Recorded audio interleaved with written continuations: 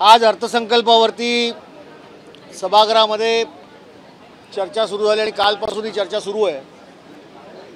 आणि या चर्चेमध्ये भाग घेत असताना या सरकारने जो अर्थसंकल्प सादर केला आहे तो तुटीचा अर्थसंकल्प आहे। या राज्यावरती कर्जाचा बोजा आहे। जीडीपी ज्या पद्धतीने महाराष्ट्राचा आहे त्या पद्धतीने या सरकारवरती केवळ घोषणांचा पाऊस पाडून लोकसभेनंतर आलेलं अपयश झाकण्यासाठी आणि विधानसभेत लोकांना भुलवण्यासाठी या सगळ्या योजना त्यांनी त्या ठिकाणी जाहीर केल्या। मी सरकारला अशी विनंती केली की योजना चांगल्या आहेत, त्याचं स्वागत महाराष्ट्र जनतेने केलं, परंतु त्याची अंमलबजावणी होणार आहे का?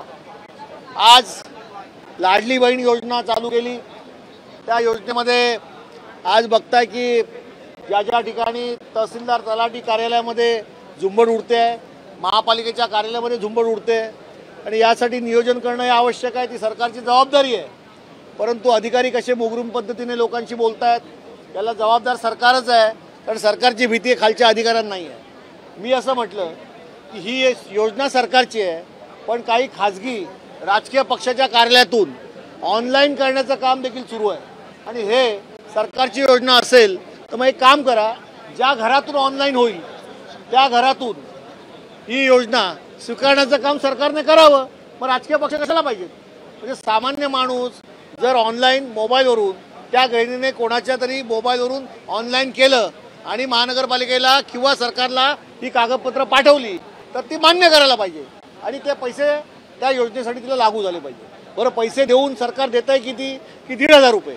आपण जर बघितलं की 2014 मध्ये 5 माणसाचं कुटुंब असेल आणि घरामध्ये आपण जो किराणा भरतो त्यासाठी 9 जिन्नस जे आहेत महत्त्वपूर्ण ते जरी भरले तरी 2 ते 2,500 रुपये लागायचे। आज त्याच जिन्नसाची किंमत महागाई वाढल्यामुळे 4 ते 4,500 रुपये झाले आणि मग त्या गृहिणीला 1,500 रुपये देऊन स्वतःच्या घरातला किराणा देखील भरता येणार नाही। तर माझं असं म्हणणं आहे की राजा उदार झालाय ना, तर मग 5,000 रुपये सरसकट आमच्या या भगिनींसाठी द्यावे सरकारने, अशी माझी मागणी आहे।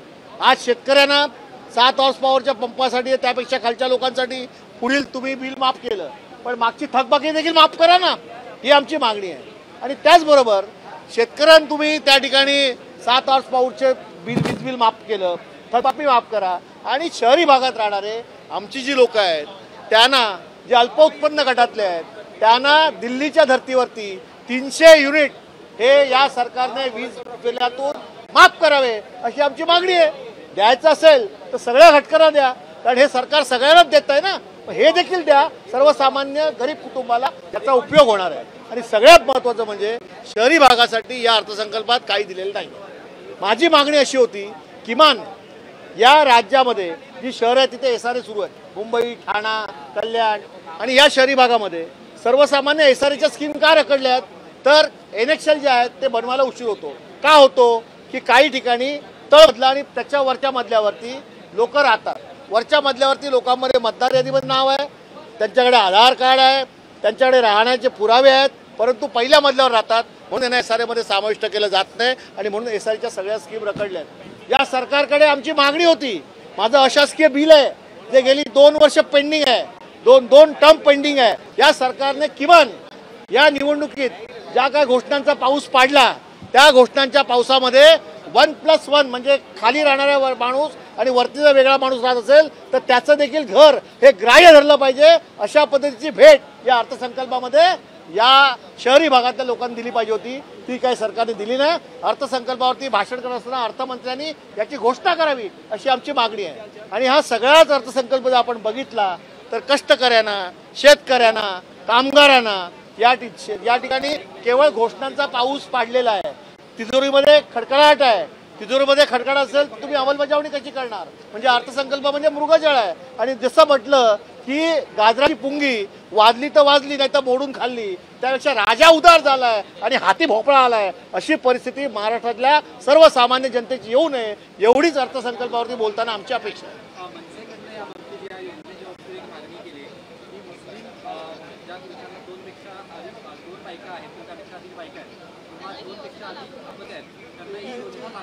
आता सरकारचा नियम आहे, माननीय मुख्यमंत्री आणि हे सगळे भेटत असतात, ते घेतील निर्णय।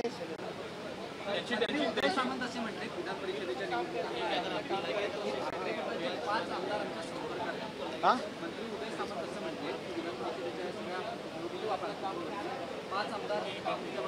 त्यांचे 25 आमदार आमच्या संपर्कात आहेत. बोला काय म्हणायचं तुम्हाला, बोला.